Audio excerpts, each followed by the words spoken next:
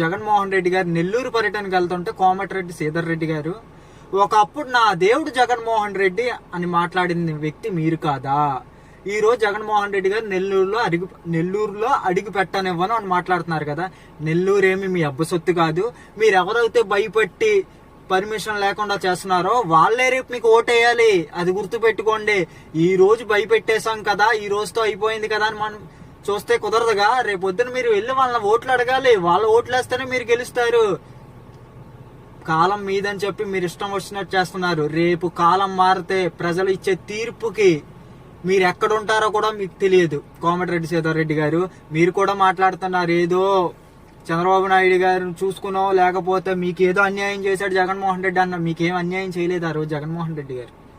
ఏదో జగన్మోహన్ రెడ్డిపై కక్ష సాధింపు చర్య చెయ్యాలి అని చెప్పి మీరేదో ఊగుతున్నారు తప్ప రేపు పొద్దున్న మీకు నెల్లూరులో డిపాజిట్ కూడా రాదు.